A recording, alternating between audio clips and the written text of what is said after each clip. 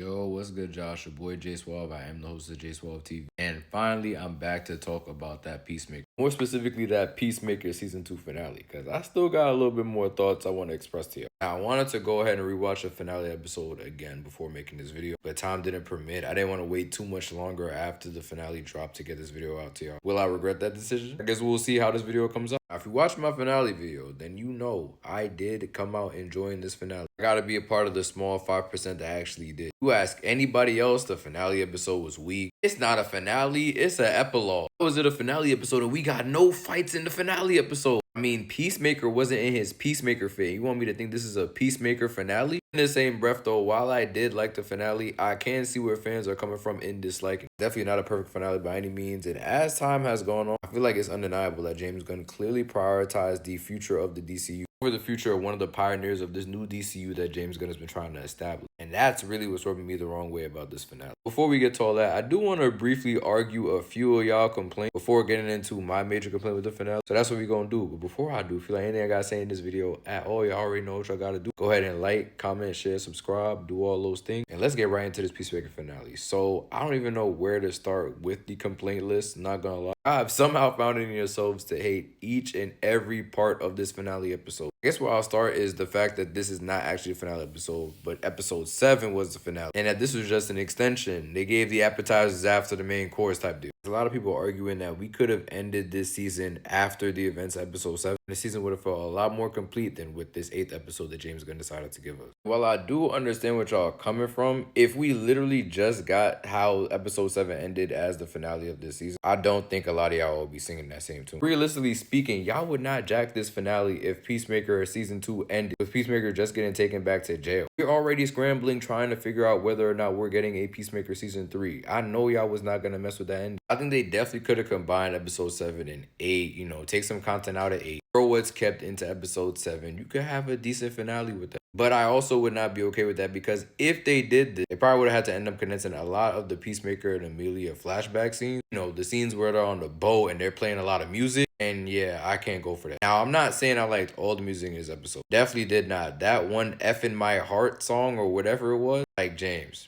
You know, as a fellow James, in your heart of hearts, you could have found a better song to play tonight, bro. On rewatch, that song just stands out so much to me. It was the decision to put that song in there. Now, outside of that song, the song that we had when they were first on the boat, and then the intro at the end, and even the song that was played after Rick Flag sent Peacemaker to salvation, which that was a decision too. I thought the soundtrack in this episode was pretty good. If you take the music aside, because I'm not even a musical nigga like that. I personally dislike musicals, and I didn't find the music that was played in this episode to be too much. I was more focused on what actually happened on the boat than the damn music that was playing. The music just so happened to complement what was going on with Chris and Amelia. A lot of y'all said there was no resolution to these characters, but I personally think we got a lot of resolution between the Chris and Hardcore storyline that's clearly been building up between the two since season 1. And I know a lot of y'all don't really care much about the relationship between Peacemaker and Amelia, but there is a section of the fan base that does. And for good reason. This has been getting built up since season 1. This is a main storyline for the main character of this series. So it would make sense that fans are invested in knowing what happened on the boat and not wanting to skip over it to appease to y'all who cares so much about the Earth X storyline, which I liked a lot too. I think it did great things for Peacemaker's character. For starters, trying to give him a second chance to escape from all the BS that he had to experience on his Earth, dealing with everything he did in Suicide Squad, Project Butterfly in season 1, including taking out his dad and us finding out that he took out his brother on his dad's orders essentially. On top of the fact that Peacemaker is not only our main character, but he's a character who is seeking some type of chance to show that he is better than the decisions that he's made. And time again, just never being allowed that chance on his Earth. It makes sense that he would want to entertain this next Earth that has both his brother and father alive, and an Amelia that's actually interested in him. I really liked how every bit of that reality for Peacemaker was played out in this season. I do wish we got more interactions between Chris and Keith before, what happened to Keith happened to him. And I do wish Peacemaker could have had more conversations with his dad from this universe before what happened to him happened to him. We definitely got the point, though, that he was fond of Keith and his dad in this universe and was really thinking about starting a life here. Before finding out what this universe was really about, but then his father wasn't even on that type time. It just would have been nice to see Peacemaker have more of these conversations with his dad that was actually a good guy in this universe, instead of constantly having to traumatize him, having to watch another one of his family members die right before his hand. As if you didn't already have him delete a version of himself to start the season. How much does this man have to go through? I think the closure Leota got this season is underrated because her storyline wasn't really focused on like that. While I do respect the speech that Adebayo gave to her girlfriend before they finally broke up in a very mature manner, I do feel like looking back, there could have been some compromise there. I've heard from a couple people while watching my reviews of this finale that Pet Shop could have been a great cover for Checkmate that they actually ended up producing by the end of this episode. But I understand Adebayo did not want her girlfriend to get caught up in his life that she clearly wanted no parts in. So I look past it and I give the scene its kudos for its level of self-awareness. Also, Danielle Brooks and the actress that played her girlfriend in this scene,